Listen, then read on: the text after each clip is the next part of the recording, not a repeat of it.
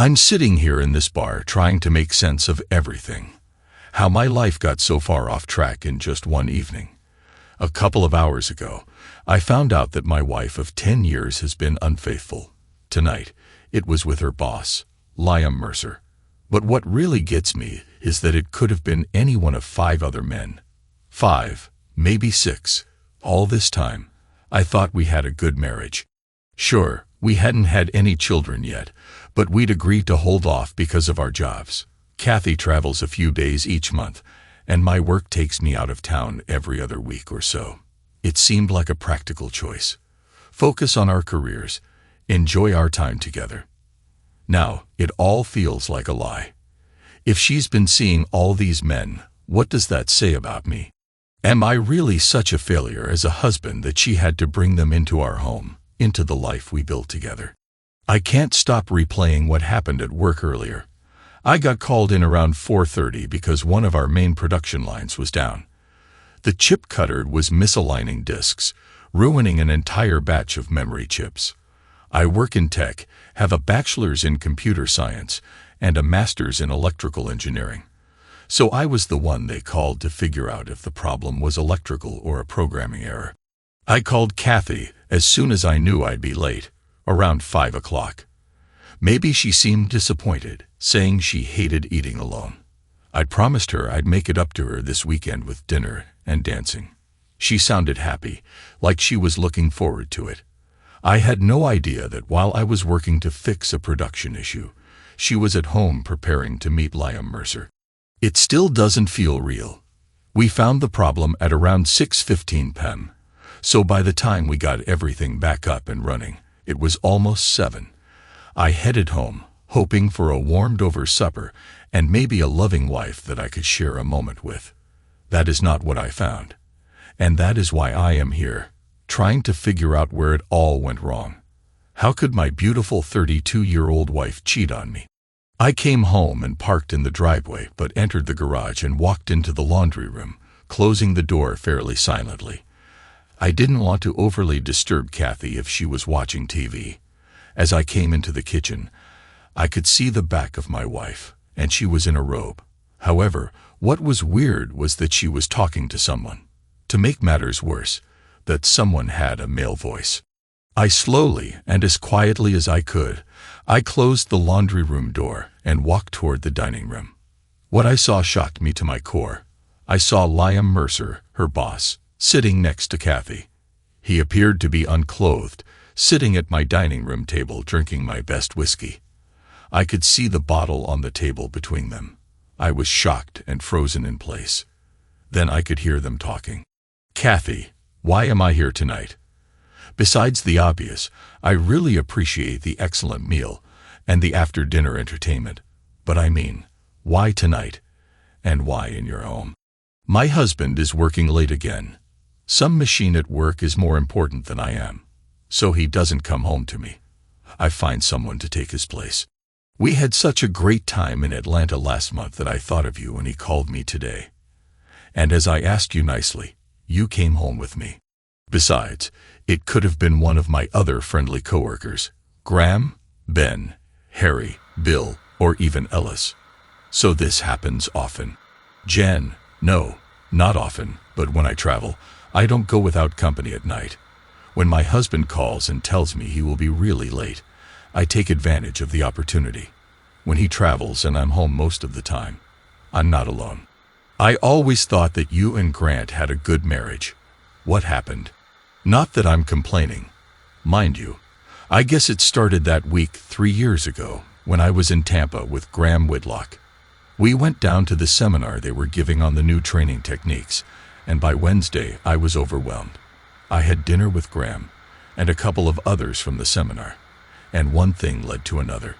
I ended up spending the night with Graham after a night filled with drinking, dancing, and then spending time together. I spent the rest of the week in Graham's bed. I came home, and at first, I was really sorry about what I did. Grant and I didn't seem to connect like we did before. I knew that I had to get things back to how they were, or I would lose him. So I determined to make it up to him, and spent time together every night for 2 weeks. But subsequently, I went to mobile with Ben. And the second night, their eye ended up in Tom's bed. I guess from then on, I became someone who sought companionship when I traveled. Last month, you and I went to Atlanta, and we ended up spending the night together. Now you know why you are here and not Grant. When Grant has to travel, I invite one of the 5 to stay the night, but I always make them park the next street over so no one sees a car that shouldn't be in my driveway. Speaking of Grant, we need to get dressed so when he comes home, I'm all alone. How about one more time for the road right here on the dining room table? Sure, I can handle that. Kathy removed her robe and lay on the table, and Liam started with my wife. Well, she used to be mine, but not anymore. I had to get out of there before I did something foolish and ended up in jail or worse. Liam was in his early 40s, 6'2", trim and fit. I'm 37, 5'10", and 230 pounds. Yes, I have a spare tire. No, I don't get enough exercise, and I guess that is why Kathy wanted more than I could give her. I had hidden a video camera in the garage that I was going to give to Kathy for her birthday in 2 weeks. So I went back out, got the camera, put the batteries in, and made sure it was working. It was one of the new 32 gig flash memory ones, so I had plenty of time to film the whole thing.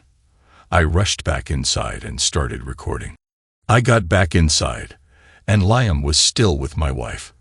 I filmed the whole thing with him with her on my dining room table, all the way up to when they went to the bedroom to get their clothes. I left and ended up here in this bar. It was the very first one I found coming out of our neighborhood. It was more of a sports bar than a dive, but I could sit at the bar, drink my beer, and hope to drown my sorrows. The bartender, a young lady with the name tag Jenna on her shirt, looked at my glass of beer. It was still half full from when she poured it a half hour ago. Not a good night, I can see. Mind if I ask why this sad face? I came home too early. Oh wow, that's a real stinger. Someone you know. Her boss, but I overheard that she is seeing 5 more. She is messing with. Oh man, that has got to hurt. Can I get you anything? A little stronger, you know, to try to take the edge off. I would ask, but you probably don't have what I want. Try me. I just might have it. I need 2 fingers of Tuller D in a tall glass with 3 ice cubes. Coming right up. That is my favorite medicine too. Somehow, it seems to hit the spot, to calm frayed nerves and soothe bad feelings. Jenna was back with a tall glass and 3 ice cubes with some amber liquid in the glass. I took 1 sip, and I knew she was right. This was the exact medicine. After the 3rd sip, I could feel the tension and stress drain away from me. This was the proper medicine. All right, Jenna. She was back again and said, sure, changed your mood. I can actually see a face instead of the dark cloud that was there before. There is still a frown, but at least it looks like there might be hope for you yet. Thanks, Jenna. I have, or at least I had, a bottle of this at home, but someone was drinking a glass of it when I first went in. I may never drink from that bottle again. It became tainted tonight, tainted by the betrayal of a woman I thought loved me for 10 years. I also found out that for the last 3 years, she has been seeing others. They say that love never really goes away, but I do know that hate can appear in a heartbeat. Do I still love her? Yeah, probably. But right now, hatred is overwhelming everything else. I'm not even sure I can go back into that house and stand to be in the same room with her anymore. Can I really pull off the acting job I have to do in order to keep her in the dark as to what I know, or do I just take the evidence I have right now and see if it is enough to go forward with the divorce? Hold that thought. I'll be right back. I sat there in that bar and took stock of what I was and what I've become. I'm 37 years old and the Assistant Director of Operations for Taylor Systems. We build and maintain equipment for the semiconductor industry. We also have a small in-house operation where we can grow the disks and get them cut down to the individual chip for smaller companies, not able to manufacture the memory chips themselves. This is usually the most expensive part of this process. Since we build the equipment, we have to test it out. So who better to do small jobs than us? Over the years, I've let my body go due to overwork and lack of exercise, whereas Kathy has kept her body trim and the beautiful looks that endeared her to me back in college. I was in my final year for my master's, and she was in her senior year for her bachelor's degree. We met and fell in love in 8 months, and 6 months after graduation for both of us, we got married. I thought it was a happy one, but apparently not. I took a couple more sips of my medicine when a man and a woman sat down on either side of me, and Jenna came back over to me. I never got your name, but these are 2 friends of mine who happen to be lawyers. And damn good ones too. This is Marge Simpson and Ned Flanders, and you are Grant Deacon. I'm pleased to meet both of you. Grant, may I ask what evidence do you have? I asked Ned. I opened my briefcase at the bar, produced my brand new Sony Handycam, and handed it over to Ned. I showed him how to turn it on, and he watched my wife have a conversation with Liam. Marge stood next to Ned, and they watched the whole thing. They gave me back the camera, and Marge said, "That is enough to prove her with adultery, and you can get her boss on supervisor-employee morals charges if their company has that in their policy and procedures manual. Most every company of any size has to have that. You can also get alienation of affections on the boss and the company for not enforcing their policies and procedures manual." Well, her company is Evans Marketing and Research. They have offices in Tampa, Atlanta, Mobile, Rouge, and here in Austin. She also has 5 other lovers that are her coworkers: Graham Whitlock, Ben Trenton, Walter Harlow, Nathan Ashford, and Marcus Ellis. When they travel to one of the other offices, she is comforted by one of the 5 or Liam. Now, since her Atlanta trip last month, this has been going on for 3 years. So what do I do now? Marge said, "Give me $1. Okay, sure. What is that for?" I asked as I pushed over a $1 bill for my change on the bar. "You just hired us as your divorce attorneys," said Ned. "We are the best in the area, and she will regret the day she stepped out on you. As for what's next, go home and try not to upset the apple cart tonight. It will take a couple of days to get the paperwork done, and after that, we can have her served, and then all bets are off. Furthermore, leave the camcorder with me. Let me go to the car and get our card in a receipt book so I can give you a receipt for the camera. I'll bring you a sheet of things we will need information on. And then tomorrow, you can come in and pay our fee, but we can start working for you right now for this $1. Now, if she doesn't fight the divorce, our standard fee is $33,000. If she fights, it goes to hourly rates after the initial fee is used. Are you okay with that?" "Yeah, that works for me." Ned left and came back with his briefcase. I filled out some forms, and then he gave me a worksheet that I needed to fill out with our finances, income, assets, and such. I would need a copy of any prenuptial agreement we had signed. No such luck there. 20 minutes later, we were done, and I was free to go home. It was almost 9:30 now, so I guess I could go and not see Liam, but I would definitely be tired tonight. Ned mentioned that I could say I pulled a groin muscle at work tonight, so I could refrain from intimacy with my soon-to-be ex-wife until she could be served. I gave Jenna a $10 tip and said I would see Ned the next day, depending on how soon I could get all the information together. I drove home, still pissed at my wife, but I now had a plan. I came into the garage, put the Handycam box back where I had hidden it, and went into the house. Kathy was dressed in some slacks and a blouse that she lounged around in at home. She was reading a book with the TV on again, like normal. There were no glasses in the drain board, so I assumed that she had put them in the dishwasher or cleaned them and put them back in the cupboard. My whiskey bottle was on the sideboard, but not exactly where I usually leave it. Close, but not quite right. There was also less than the last time I had a drink from it. The dining room table was now covered with papers from her work. I walked into the dining room and put my briefcase on the chair that Liam had previously sat in and shuddered a bit. "Hi, honey. I'm home. I'm really sorry it's so late, but it couldn't be helped. I see you had to bring work home too. I walked into the living room and kissed my wife on her cheek as I said, I'm tired and had a very hard day. I'm going to take a shower and hit the sack. Love you, dear. I hung up my suit, threw my shirt, socks, and underwear in the hamper and took a shower. As I dried off, Kathy came into the bathroom. What's the matter, Grant? I think I pulled something when I was working late today. I felt a pull in my upper thigh, but it went right away, and I haven't noticed anything until just now. I'll have to get it checked out tomorrow, or the next day, if it doesn't go away by morning. I'm sorry, but I think cuddling is all I'll be up for tonight. Oh, Grant, I was kind of looking forward to some time together tonight.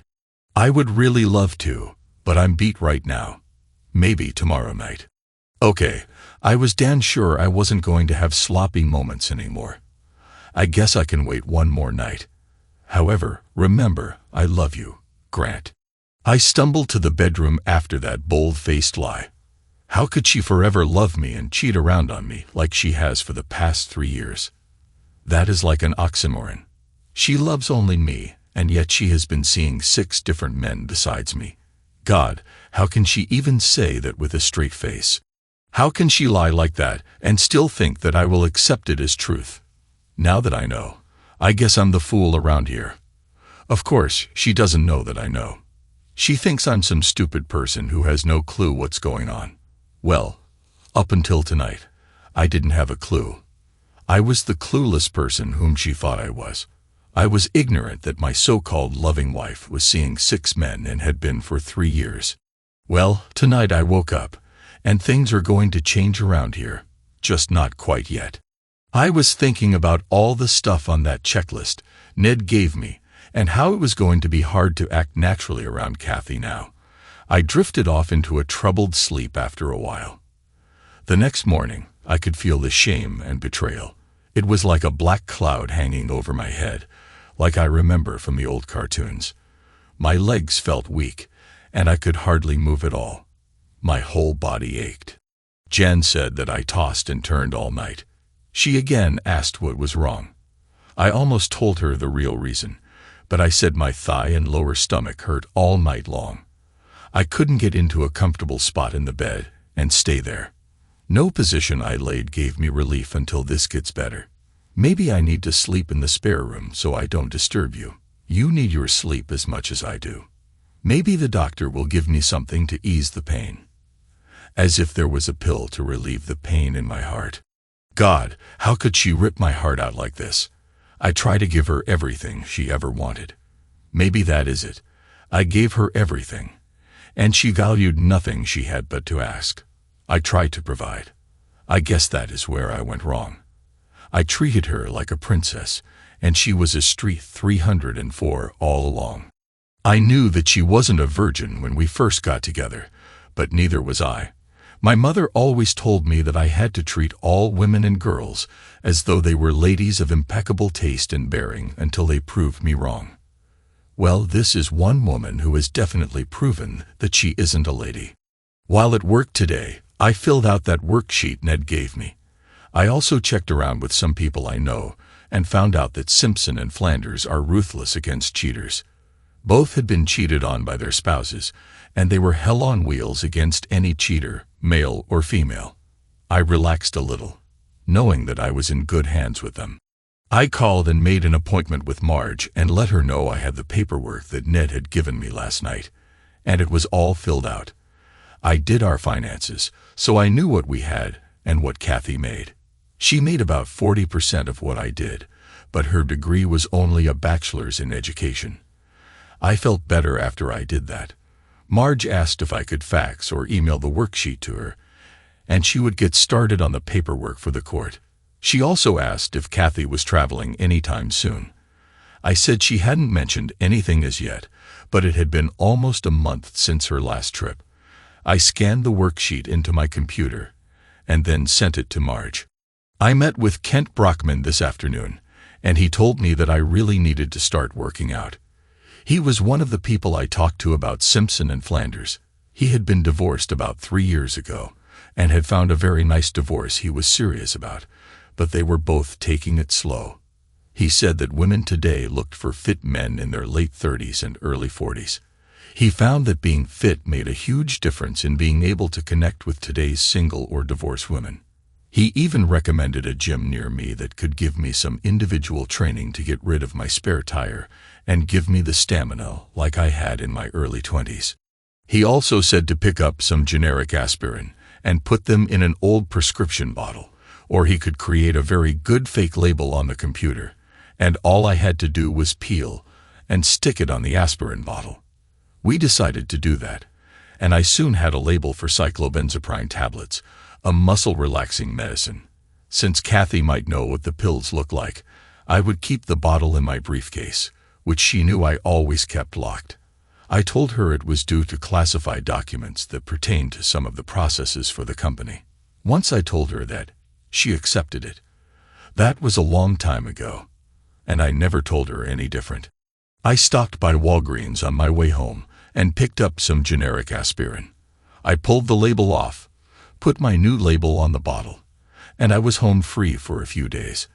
I should be able to milk the pulled groin injury for a couple of weeks, and by then she should have been served. I got home around normal time, and Kathy was just starting dinner. Grant, I hate to tell you, but I have to go to Mobile and then Atlanta next week.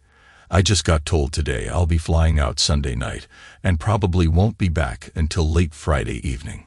There are several of us going this time, so it won't be quite as bad as those solo trips I've been taking here lately. However, that will give you a chance to heal up, and when I get back, we can make up for lost time and opportunities. Right? Yeah, babe. We can have your entire birthday weekend to make up for lost opportunities. I'll look forward to it. I saw the doctor today, and he gave me some muscle relaxer pills. He said I should be good as new in a week or so. I gave her a quick kiss on the cheek as I went by the stove where she was cooking something for dinner.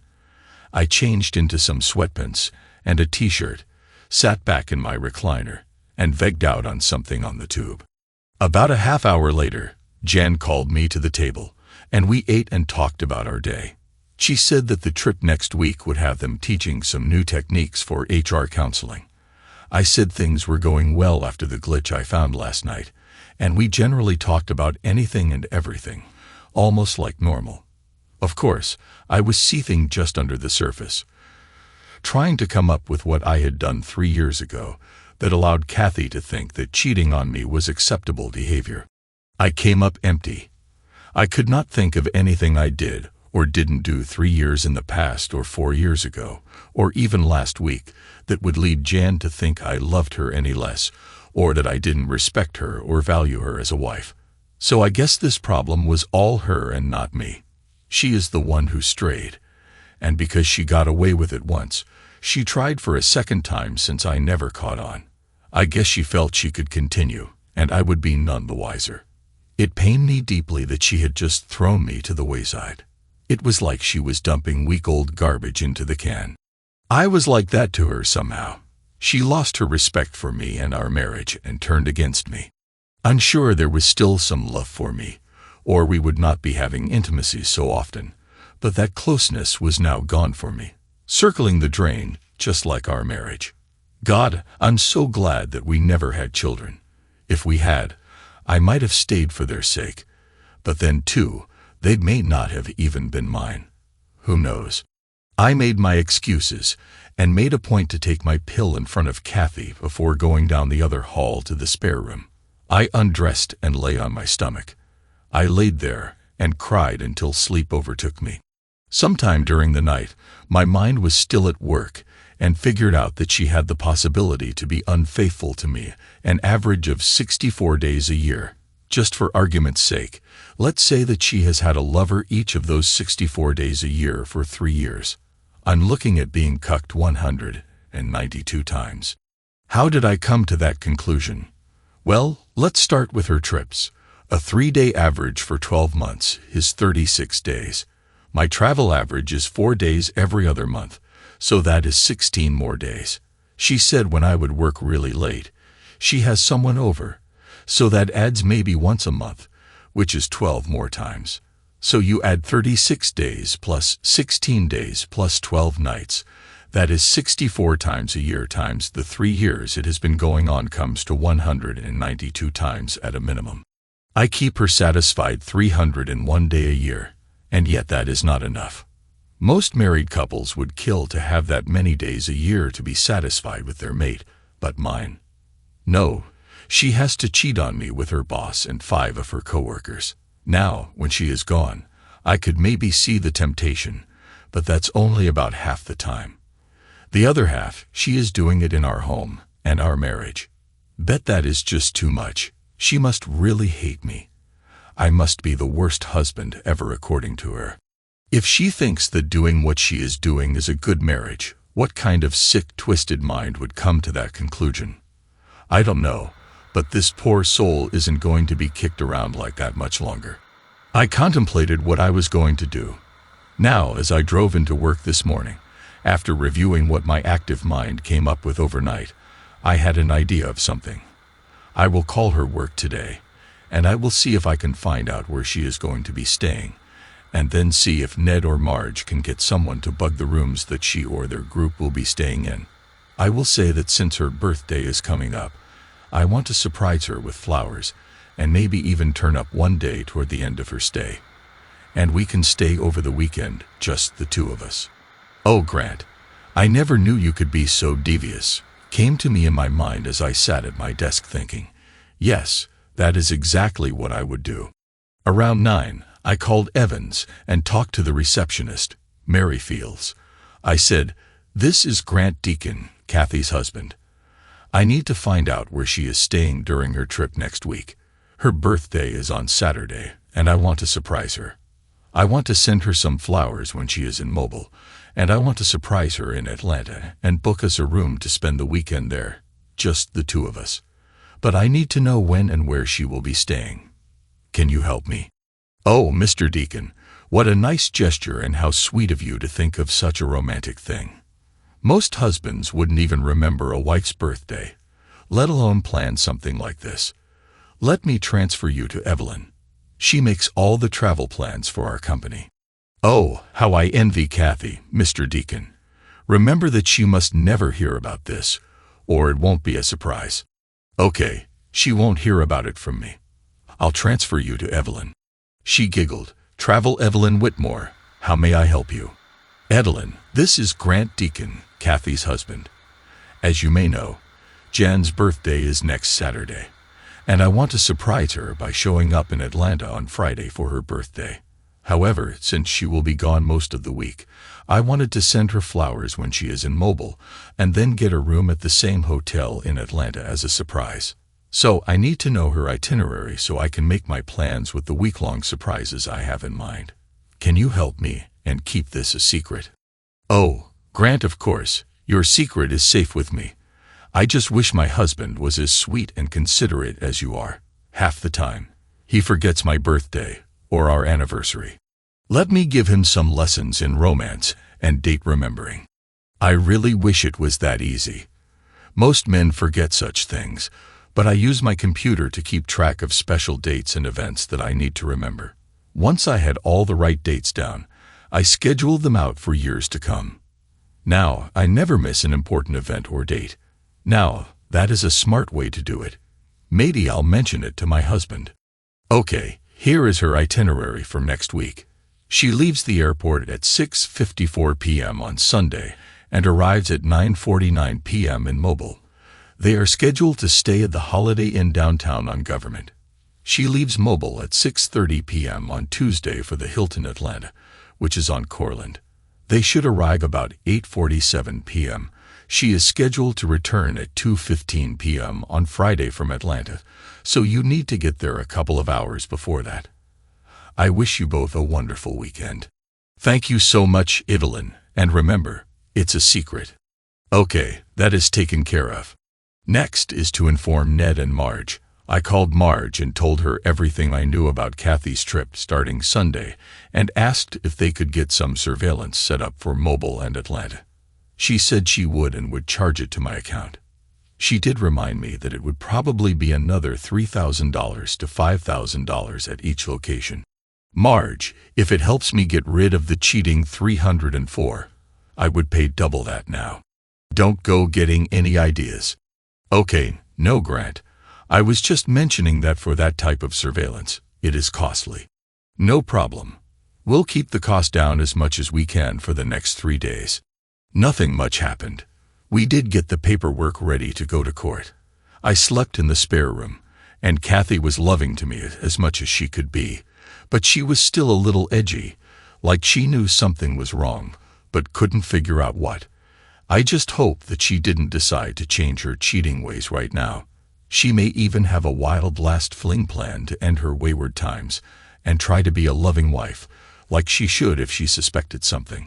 On Saturday, I took her out to dinner and afterwards, dancing. Although I did beg off dancing too much and let her dance with other men, I let her enjoy herself. Then I took her home, ate, and at home, I fell asleep. I hoped that was enough to let her think I was clueless. Only time would tell. On Sunday, I drove Kathy to the airport and dropped her off like normal. Then I drove home. I stopped in at the sports bar and saw Jenna again. When she saw me, she poured me 2 fingers of my medicine and had the 3 cubes in the glass sitting in front of me before I had even settled on the stool. You still seem a little down, Grant. Drink this, and you should feel better. Remember, it's not booze. It's medicine. Yeah, things are now in motion, and sometime this coming week, I will find out more about my wayward wife. I'm not sure how I can truly thank you for all your help, Jenna. Hey, no biggie, Grant. I have been there, done that, and got the ripped-up t-shirt to prove it. I met Marge when I went for my divorce 2 years ago.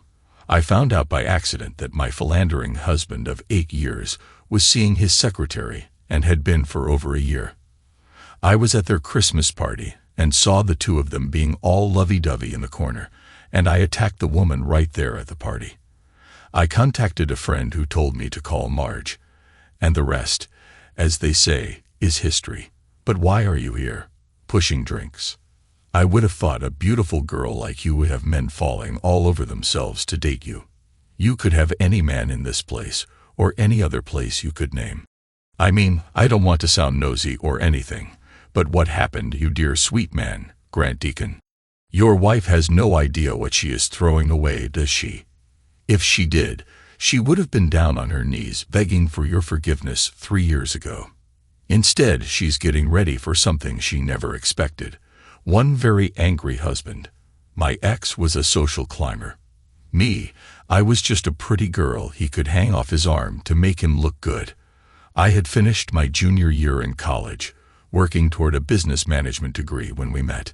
We were married before school started in the fall, and I was a kept wife for the next 8 years. Roger climbed up the professional and social ladder, charming women and snowing the men in BS. I found out later that he had cheated on me before the wedding and never stopped. 2 years ago, when I divorced him, I was left with nothing much. I did get half of his assets, which amounted to about $100,000. And that was it. I had to find me a job, and I wanted to finish my degree so I could get a better job later.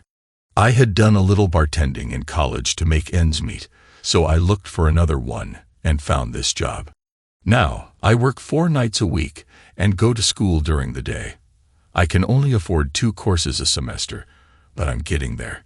I have a nice apartment not far from here, and I've got a 10-year-old car that is still getting me back and forth to school and here at work. So all in all, I'm not in too bad a shape. I have enough money to keep a roof over my head and food on the table and pay for my education. The owner here has 7 sports bars in the Austin area, and he has said that once I get my degree, I may get a run at this one for him, as he wants to open another one in Temple and wants the manager here to operate that new one. So, I guess I'm doing okay, Jenna. I would say you are doing quite well for what you have been through. I commend you for your work ethic and your drive to improve yourself. You certainly don't look your age. I figured you to be about 24 or 25, not the 30 to 31 your story says you are. Actually, Grant, I am 35. I had to work to get enough money to go to school. My parents died when I was quite young, and I was raised by my grandparents. They both died 3 years ago in a plane crash. I got a little money from them in a trust that my ex can't touch, but it's not much. They didn't have a lot of insurance, and what they did have paid their debts and the funeral. And that's about all the trust was for, my education. But they didn't have much to put into it, so there is not a lot available. This conversation took place over about an hour because of business, and I had finished my medicine. So I begged off for another dose, and said I would be seeing her again. Good night, my friend. I hope to be seeing you again soon. I said in leaving another tin on the bar for her. Good night, Grant. Remember that things will get better eventually. They have for me. I met a man who is becoming my friend. You might find some new friends too, she said as she went down the bar to wait on someone else. Wow, I think she just might be talking about me becoming a friend right now. I needed friends, the more, the better, to help me cope with what was on the horizon. The next morning, I called FDD Florist and ordered a dozen red roses to be sent to my cheating spouse in Mobile, Alabama. The card was to read, "To my loving wife for her upcoming birthday. Love always, Grant." I wanted her to think that I was still her adoring, clueless husband, so she would carry on with her affairs that way, and I could get verifiable evidence of her cheating. I got a call Monday evening from January. "Oh, Grant, honey, you really shouldn't have, but they are very lovely. Nothing's too good for my sweetheart.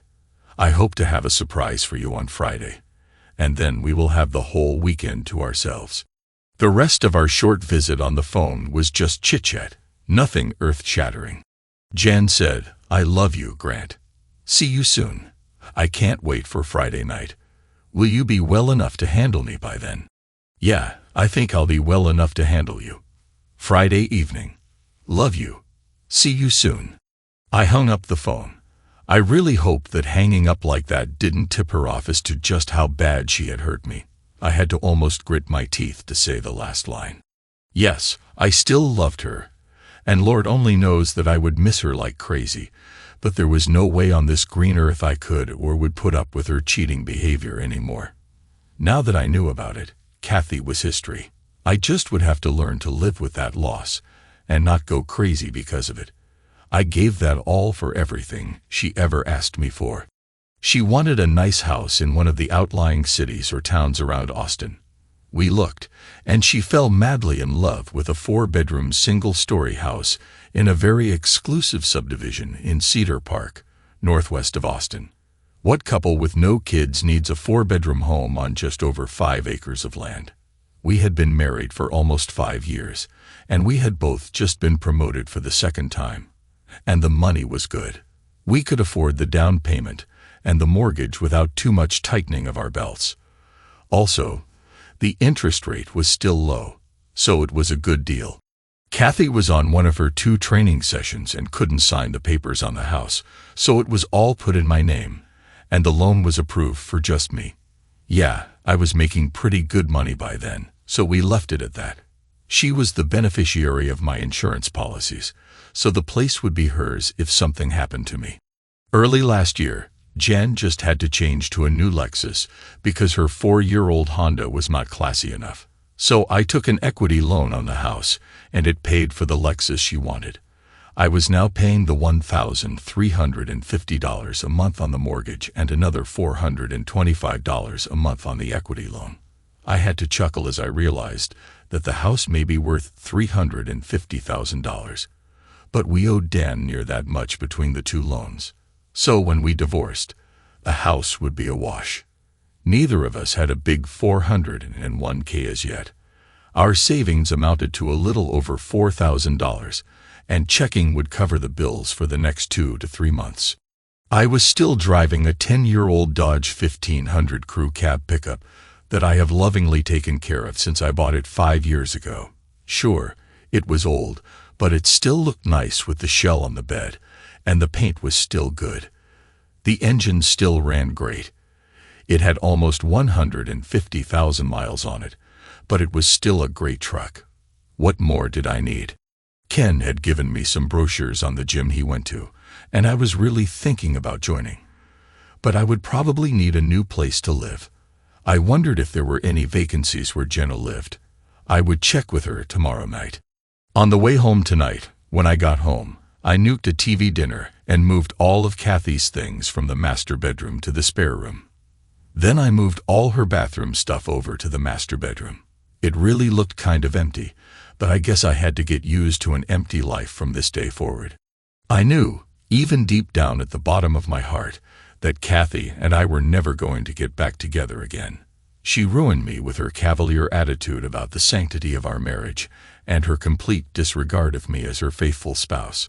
It may take the whole rest of my life to get over her betrayal and the total lack of trust she had in our holy union. She was thumbing her nose at me, our time together, and the solemn vows we said to each other at the altar that day when we became one in the eyes of everyone present. Man, I have got to get out of this depression. I took 2 of Jan's over-the-counter sleeping pills and climbed into bed, letting Morpheus take me into his arms and protect me from any more harm. Tonight, Jenna wasn't at work Tuesday evening when I stopped in, so I just had a glass of beer and drove home. I didn't hear from Jan at all, and I took 2 more of those pills to be able to sleep undisturbed for another night. I was on pins and needles all day today, wondering what Kathy was up to. Marge had told me she would call Wednesday morning once she knew what happened in Mobile. I wanted to hear that everything was above board, but I had the sinking feeling that all was not well in the Deacon household.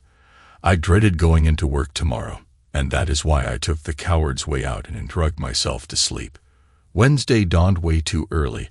I guess I medicated too early last night because I was wide awake at 5:30 in the morning. I lay in bed and mulled over in my mind what I would do if Kathy was good and mobile.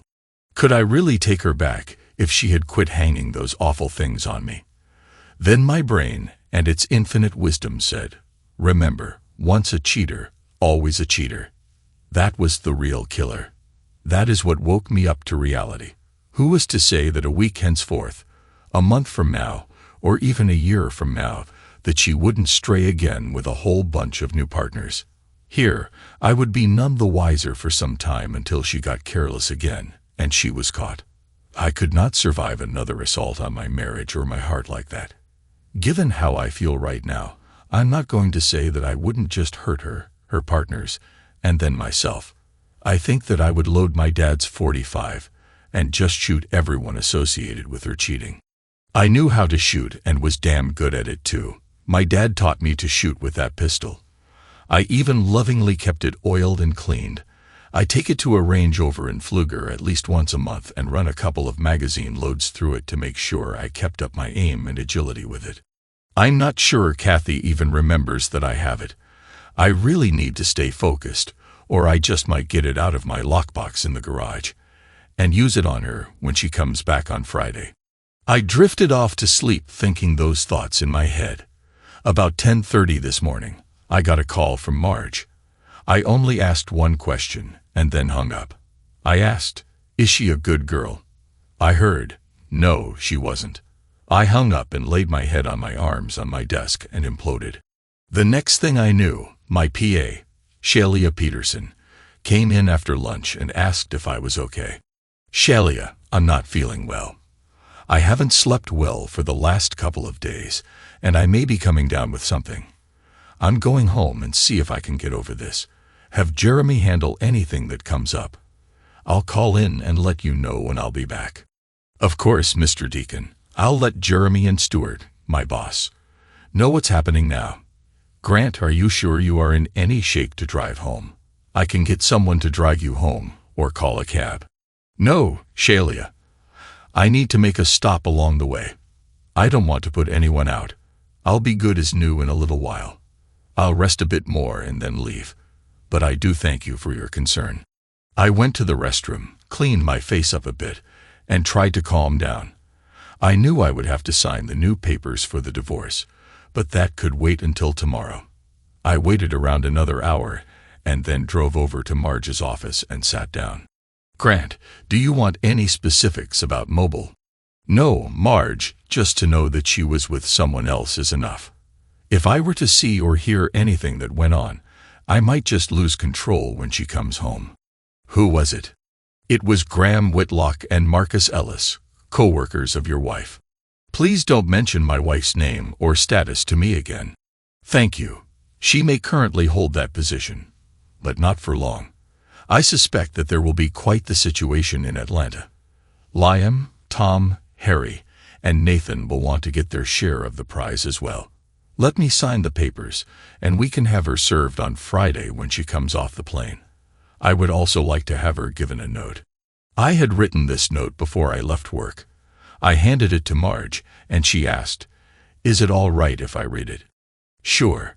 Kathy, if you must come home because none of your partners will put you up for a while, then know that your place is now the spare room. I have taken the liberty to move all your things in there, in the adjoining bathroom. You have 2 weeks to vacate my house permanently. Someday I would like to know why you hated and disrespected me so much that you had to take some partners on the side. Right now, please do not talk to me for any reason. We will speak through our attorneys only. I would advise you to get a good lawyer, as mine are the best in the area. Please do not call me or hound me with pleas of your undying love, because it is all nonsense, and you know it. Grant, P.S. I think I will have to burn the dining table now. Grant, are you sure you want to say this to her? She will be very upset when she is served, and this note could unleash something you might not be able to control. Marge, she unleashed something that she has no control over too. When I first saw her and her boss, I was sorely tempted to go to the garage and get my gun and shoot both of them, and then myself. But a cooler head prevailed, and I captured on video their defilement of my dining room table and my marriage. So if she wants to unleash something in her, fine. She will find I do not scare easily, and I will be more than ready to fight back. Okay, but don't say I didn't warn you. Here are the new papers, and I can register it with the court, and she can be served on Friday evening when she gets back. Now, as for the other suits, when do you want the correspondence served? How about at the same time? Why send someone out 2 or 3 times? If they get wind of the divorce from Kathy, they may just crawl back into the rat hole they came out of. We can get the employer on Monday. Very well, Mr. Deacon. We will get everything set up. I would be prepared for a lot of grief come Friday evening. I doubt it. The locks are being changed tomorrow morning, and I will have the only keys. The mortgage is in my name only, so it is my house.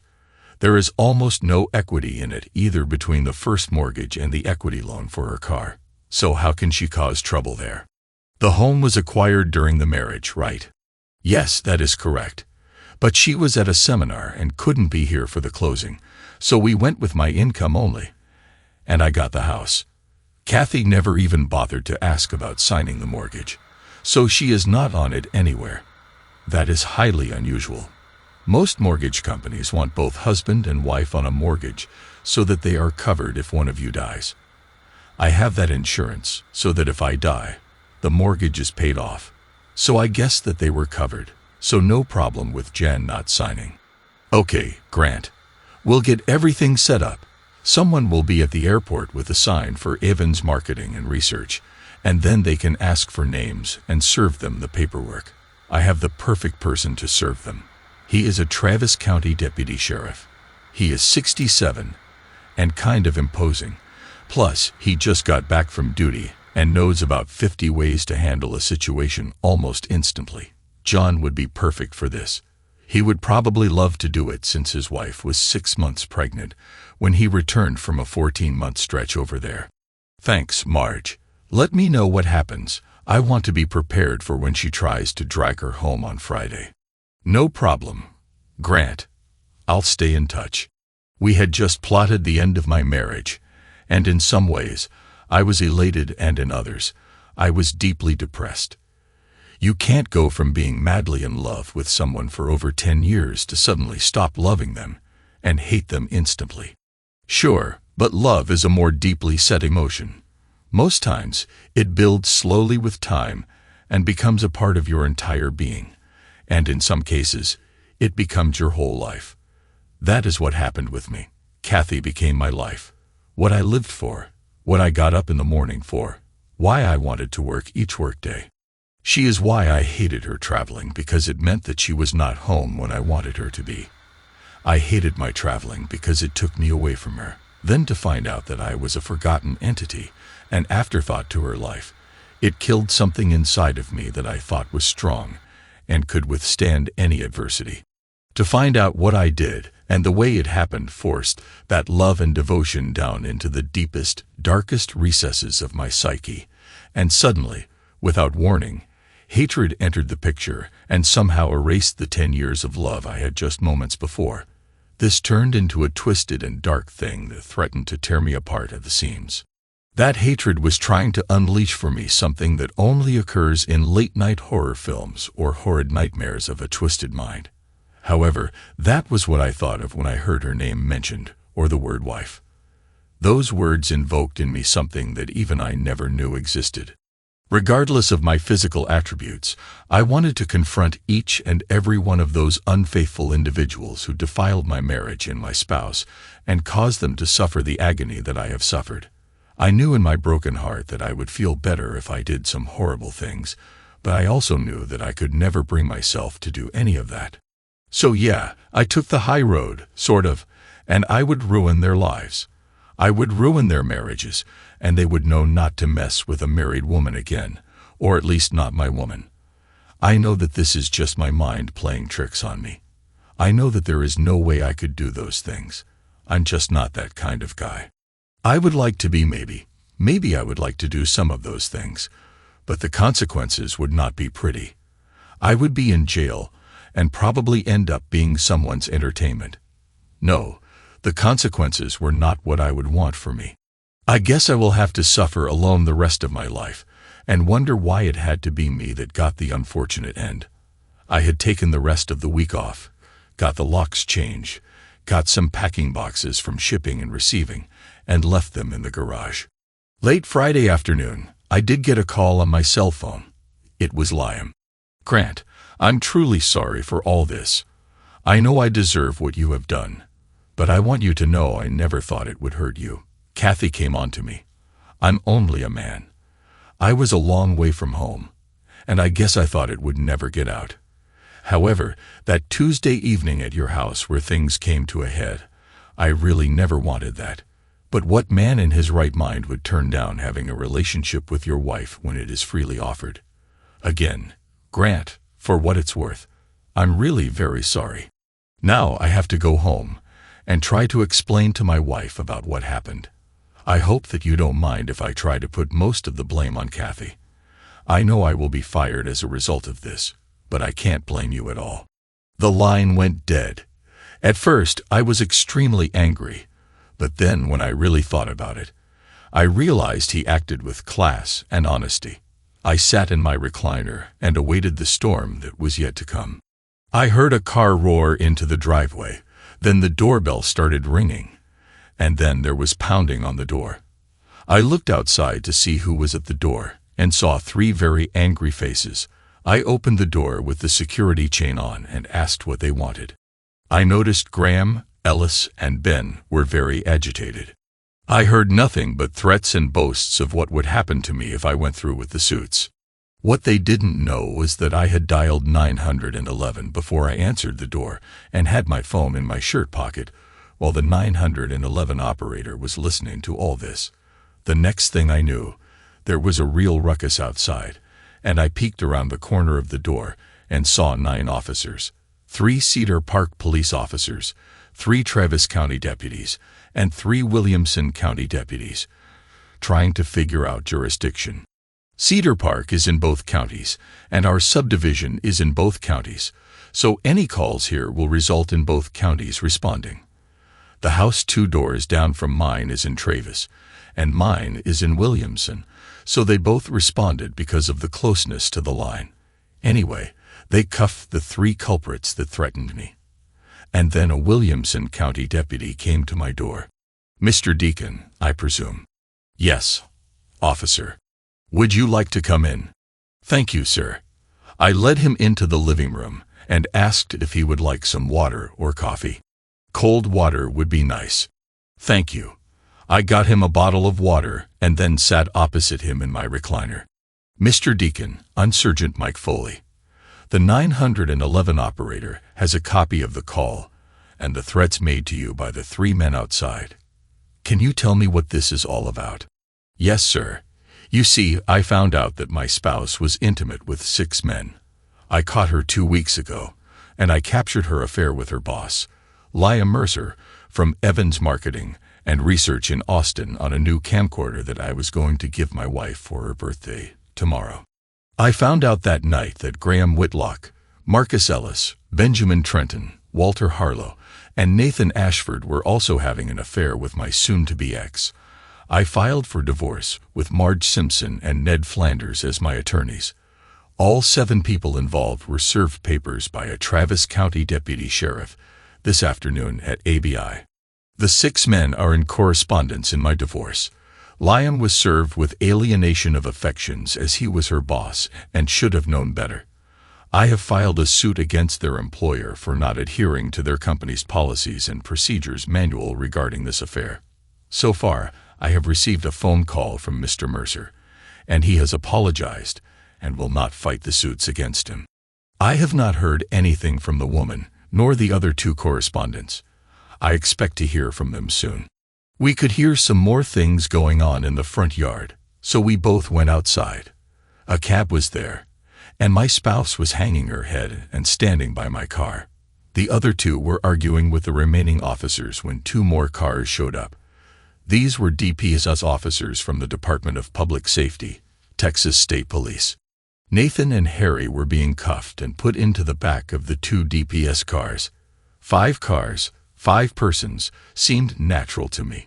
Officer Foley walked over to Kathy and asked if she would kindly follow him. Kathy was very subdued. She even left her bags in the driveway.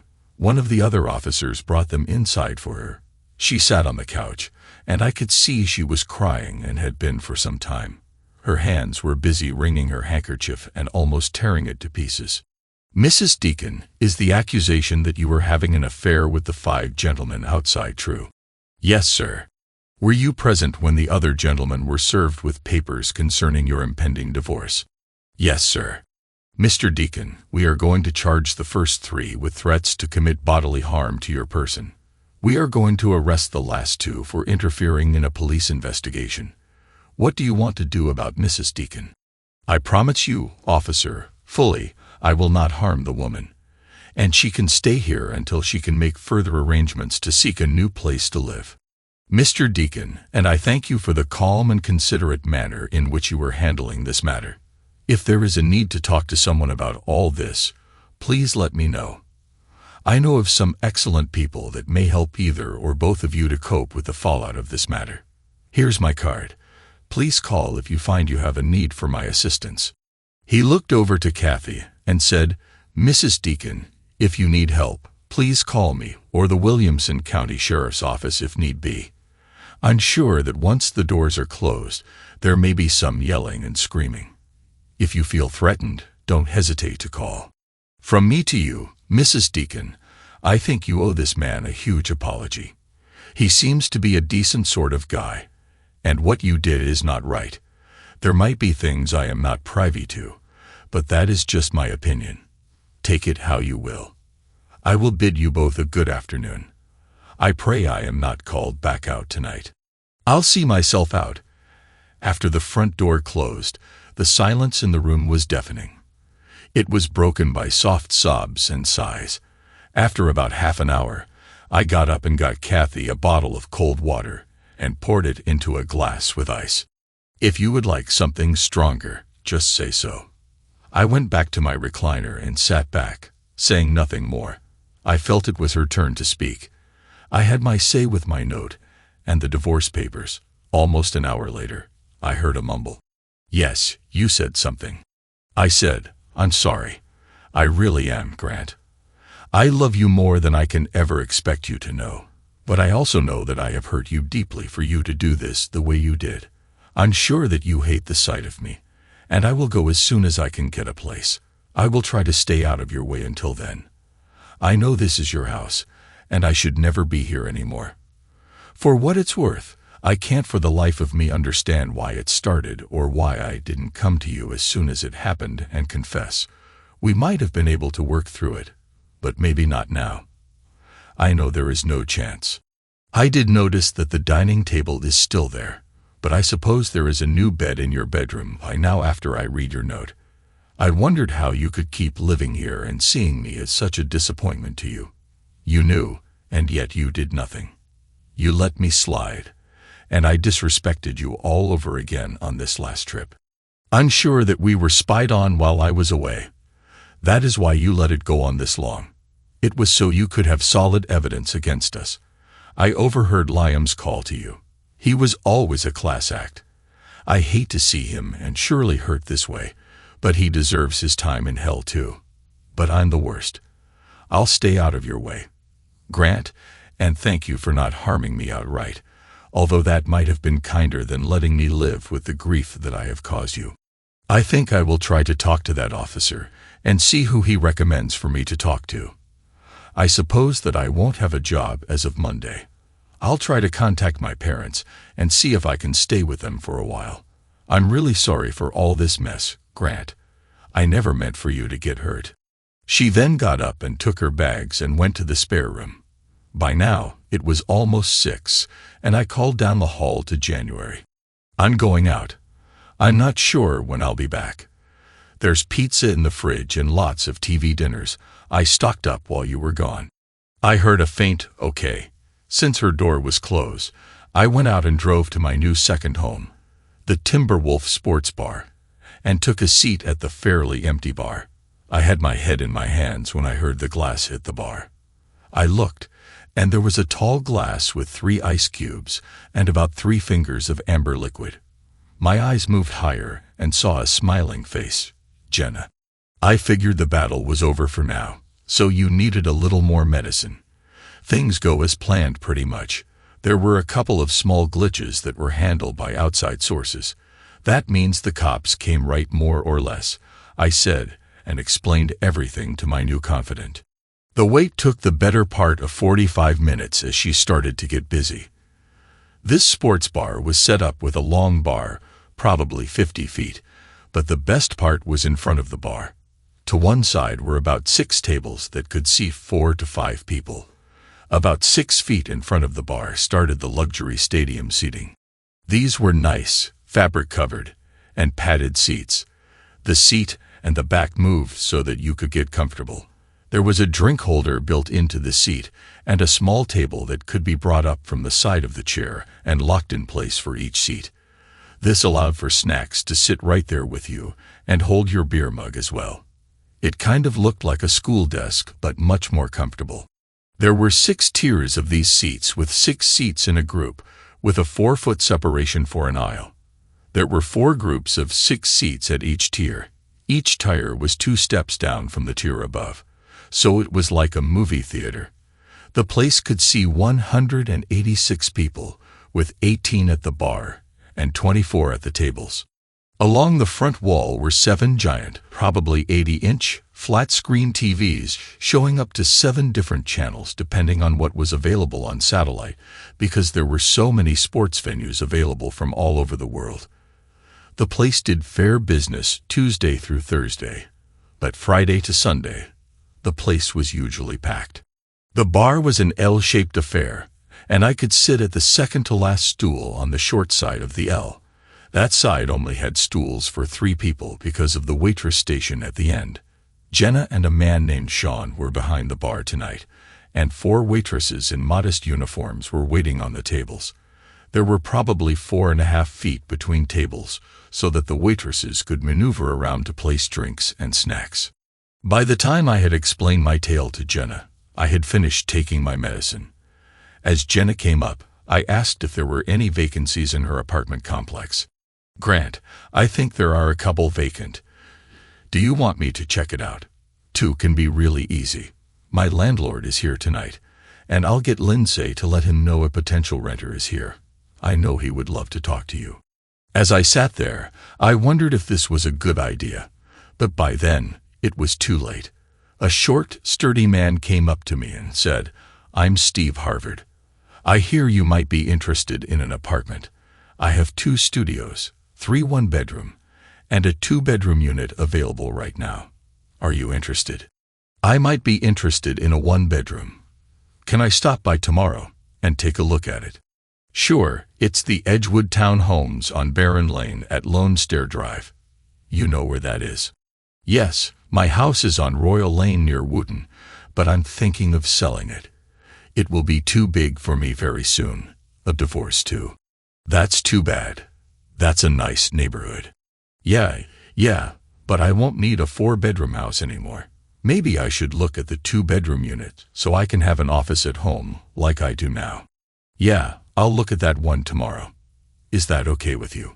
Sure, I can hold it until noon for you. What's the name? Grant Deacon. I'll be there before noon. Here's my card. Thanks, Mr. Deacon. I got to get back to the game. See you tomorrow. Well, it looked like I would have a place to live after I sold my house. I certainly didn't need that huge house now. No children and no wife. I would need all that room. I think I have given Kathy enough time to get settled in so I can go home now. Home is where the heart is, right? Home is where love is, right? Well, I guess my home has become a house, a place where I exist outside of work. My new home is probably the Timberwolf. I feel more relaxed and more loved in that sterile place than I do in what used to be my home until 2 weeks ago. Just think, 2 weeks ago, I had a home where I could relax after a hard day's work, a place of solace and peace, a place I could weather out any storm. This was a place I thought was full of love and comfort with someone who loved me, and I loved in return. Then 2 weeks ago, it all came crashing down around me. I found out I wasn't loved in return the way in which I loved. It was not a haven from all my troubles. It became a place where trouble resided alongside betrayal, deceit, and lies. Man, I am getting way too emotional. I need something to blast me out of this funk. I am sinking into it. Where can I find solace now? Where is my haven? Where is my comfortable spot that I can feel safe and loved? Where can I relax and shut out the world and all the problems that bombard me every single day?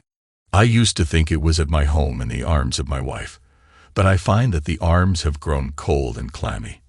My home is no longer a place of safety or love. It is only a building like a million others we pass through in this life.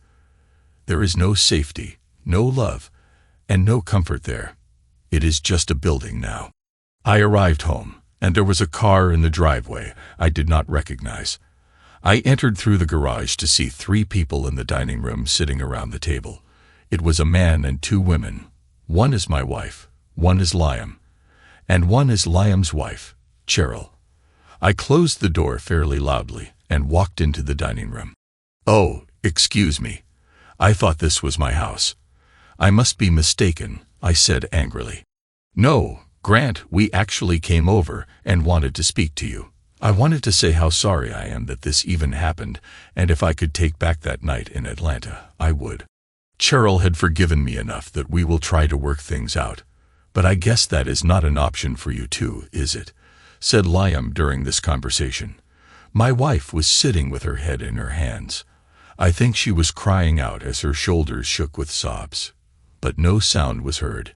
Liam, in a way, I think that you are a low-life person of the first order. But when someone like this woman here throws herself at you, I can understand your reaction. I can't say I would have done the same.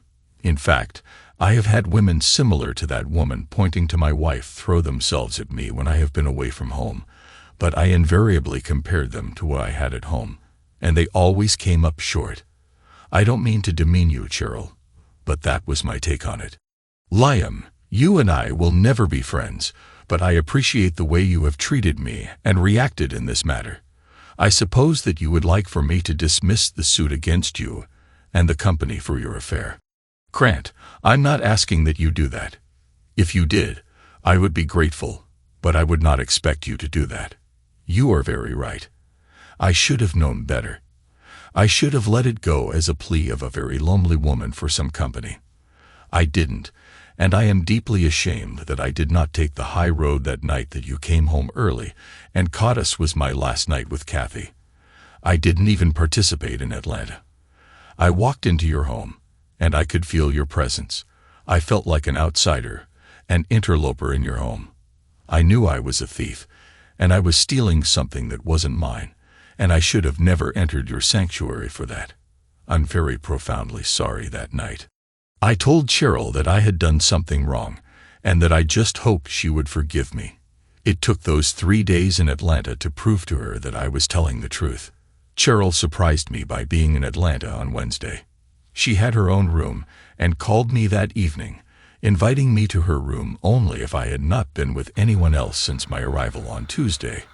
I promised her that I was, so I spent the next 2 nights in her room, and not my own. I think we rekindled our love for each other those 2 nights, and for that, I thank you, Grant. Thank you, Liam, for taking responsibility for your actions and for being so nice about this whole thing. I'm sure that you were aware of what transpired here today after your call. I didn't think they would be that aggressive. I thought that they would have acted more like you, but then you had already come to terms with the affair and ended it before this last trip. I may withdraw the suit against you and the company, but the other 5 are history. I plan on addressing their lives just like mine was destroyed. If there is nothing further, Liam, I would ask that you and your lovely wife please leave. I think there is some talking, Kathy, and I have to do. I had to take some time to calm down after the fiasco of this afternoon. I'm sure that you can show yourself out. Liam, we may see each other around, but I will be cordial. Liam and Cheryl left, and I sat where Cheryl had been next to Kathy and waited. After about 15 minutes, I asked, "Would you like something to drink? Water or a soda? Or how about some of that nice Cabernet you like?" "A glass of the wine would be nice. Thank you." I went into the kitchen and removed a bottle of Cabernet from our wine refrigerator. I removed the cork and poured her a glass and got a glass of ice water from the fridge. I brought the glasses into the dining room and sat again. I was waiting for her to have her say. After a few sips of her wine, Kathy decided it was time. "Grant, you have no idea how sad I am right now. I finally realized what I did to you and to our marriage. It started out as curiosity. I had always heard that some men were more interested, maybe a little more interested than others, but mine was smaller than you. Graham was my first and should have been my only, but there was an excitement, a high I never got with you. Now please, what I have had with you has been fantastic. You were the best partner I have ever had, but the first time was something else. It was like my very first time, like a story from back in high school, and my first time with you, but all rolled into one. It was pure passion. There was no love involved, just a relationship. Great relationship, but still just a relationship. It was wonderful at first, and then when I came home to you, I was ashamed. I felt guilty that I had strayed, and I was no longer yours alone. I let someone else into my life that should have never been there, at least not with the intimacy that they were. I swore to myself it would not happen again. I went on another trip with Graham, but we did nothing. He asked, and I said no. I said I was through with that type of thing. He said he was saddened, but he understood. The next trip was with Ben to Tampa again, and somehow I slipped again and invited Ben to my room. After that time, I was never alone when I traveled. If I traveled with one of them, I became a travel companion. I was bad. Subsequently, 2 years ago, I started inviting someone home when you traveled, and then later, when I thought you would be very late, we met either here or at some motel in Austin or around Rock, never around work or home. I certainly never expected to become so callous about my cheating. However, the one thing I was always sure of was my love for you and your love for me. I know now that my love for you wasn't enough to stop me from what I was doing. You always came first, though. If you wanted companionship, I was available, and I only had a partner before you one time. That was the night you caught us. I'm not sure why I wanted you to have companionship with me, but I thought that if you would and not say anything, I could continue and you would be none the wiser. I know that is not a faithful spouse thing to do, but by then, I was no longer your faithful spouse, was I? I shook my head, no. And then I said, I'm looking at an apartment tomorrow. If I like it, I will move there as soon as I can. You can stay here if you like. But remember, the house is still in my name only. I will sell it as soon as I can. There is not much in equity since we bought your car last year with the equity loan. I hope you understand why I have to get rid of it. There are too many bad memories now. All the times I was gone are currently black days and nights for me. I don't think I will ever understand your reasoning, but I just want this to be over with as quickly as we can do it. You need to find a lawyer so we can go to court and get this started. I don't want to drag this out with a lot of fights over everything. I just want to try to move on. I'm not sure that I can, but I have at least tried to do so. I guess I should have stuck with my first impulse when I saw you and Liam at this table. I wanted to get my gun and come in and shoot both of you and then myself. I think that might have been better off for all of us. Good night. I got up from the table and went into the third bedroom where I had been sleeping since this all started. I took 2 sleeping pills and locked the door. Saturday morning, I felt like hell. My mouth was cottony and my head hurt. I was all wrapped up in the sheets and couldn't move. I finally extracted myself from the sheets and stumbled to the bathroom, only to find it occupied. I stumbled to the master bath and took 2 aspirins and then stripped off to take a shower. Once dressed in casual slacks, a button-down shirt, and loafers, I went out for breakfast. I knew of an IHOP down the road, so I headed there. Once I had some food in me, I felt like I just might make it through the day. I drove over to the Edgewood townhomes and looked up Steve Harvard. He showed me both a 1-bedroom on the ground floor and a 2-bedroom at the back upstairs. He wanted first and last month's rent and waived the security deposit, and I had him run my debit card for the 2 months' rent. I could move in the next week, as that was the last week of the month. I said sure, and he gave me 2 keys. I went back to my house, and there was another car there that I did not know. Fine, I went in through the garage. However, I stopped along the way and grabbed my .45. I made sure the magazine was loaded, and I didn't use it yet. I walked into the dining room, and then to the living room, and saw Graham and Ellis. I immediately cocked the slide back and let it slam home. I got the immediate attention I expected as I was aiming at Graham first. Grant, there is no call for that. I came over to apologize for the entire ruckus yesterday. I know I was way out of line for what I said, but maybe you can understand my frame of mind. It was probably a lot like yours when you found out about us and your wife. We don't need any fireworks, so please put the gun down.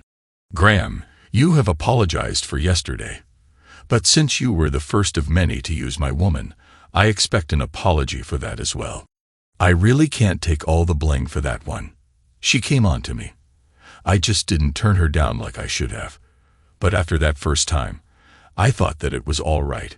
Jen didn't seem to be too worried about it, so I didn't either. I thought that maybe you had an agreement that she could do what she wanted when she traveled, and you could when you traveled. But then I saw the inequality in the number of trips. But then, I didn't think anything about it anymore. I just took what was offered. I told Mac about what happened. So when he and Jan traveled, he asked, and she said yes.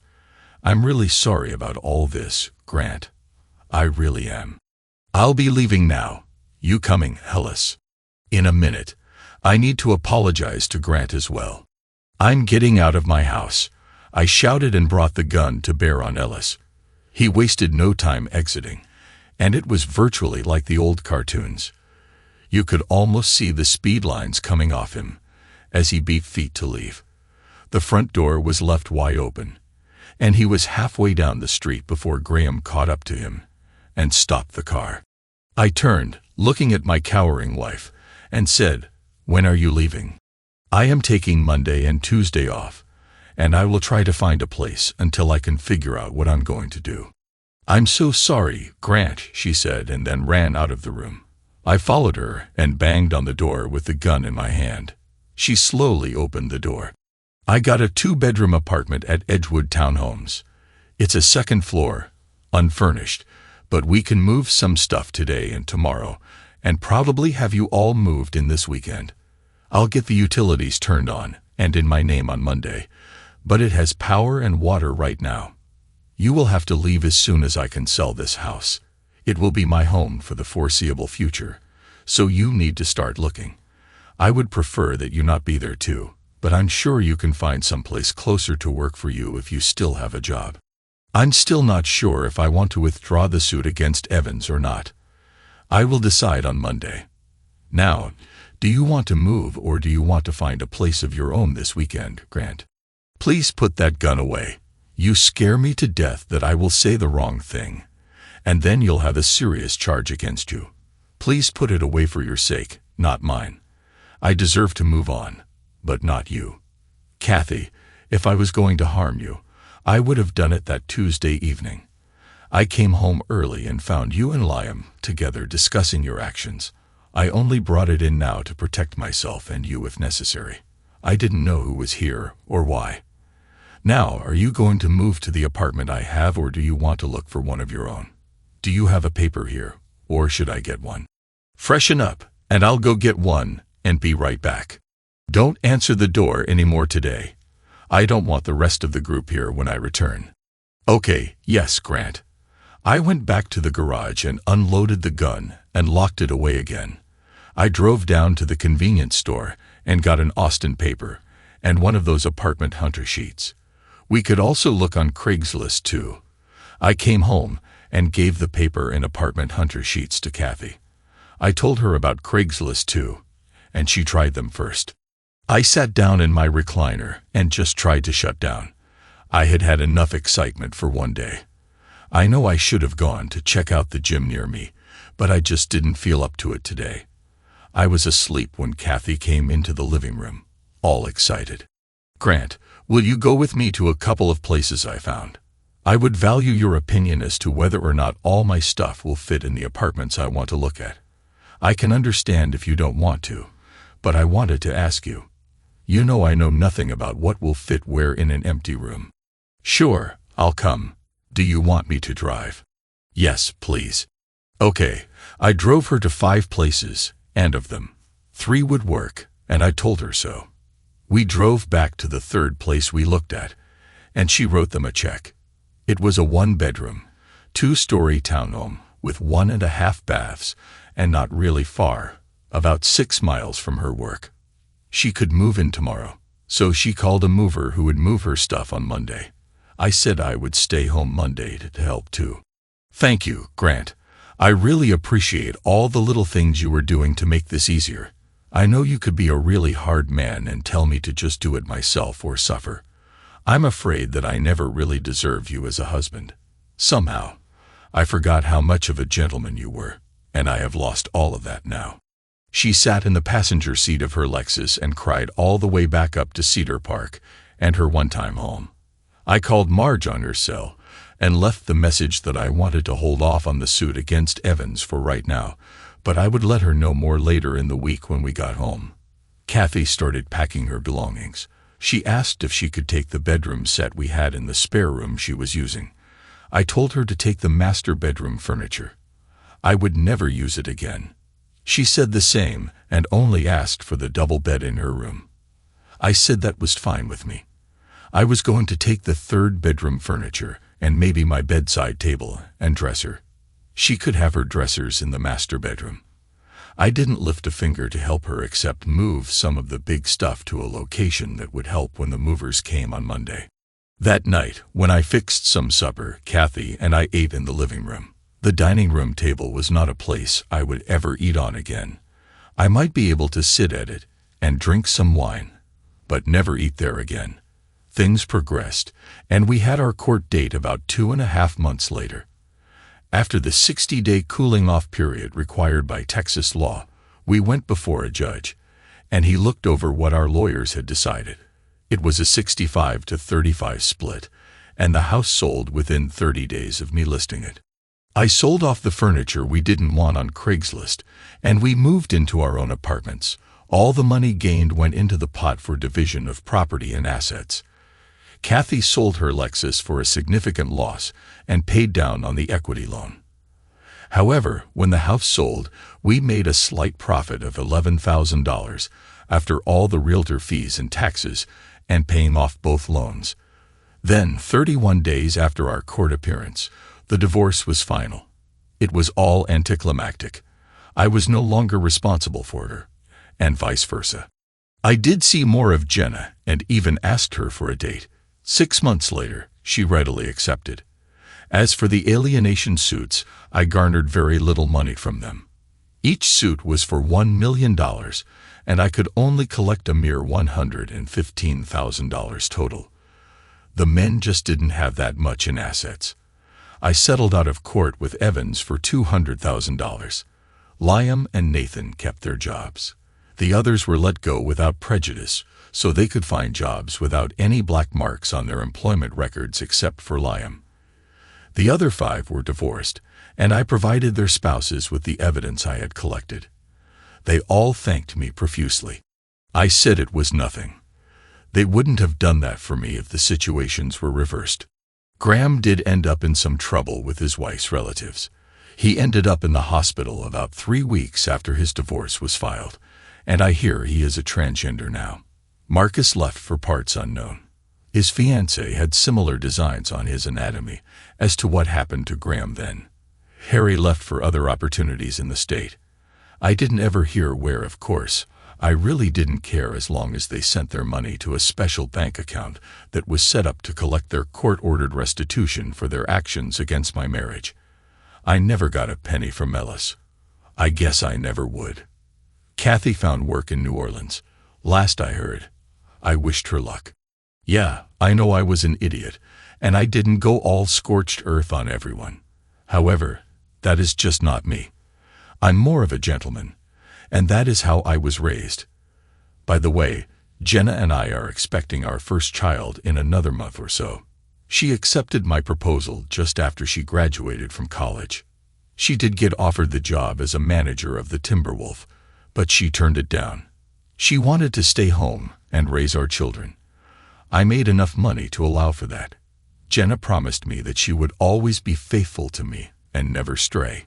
If she kept that job with the Timberwolf, she may have been tempted, so she said she could never lose what she had with me for something fleeting and wrong.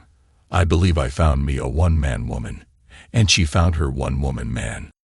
Thanks to everyone who took the time to listen to today's stories. If you enjoyed it, please consider liking and subscribing if you haven't already. Feel free to share your thoughts on the events in the comments below. Take care.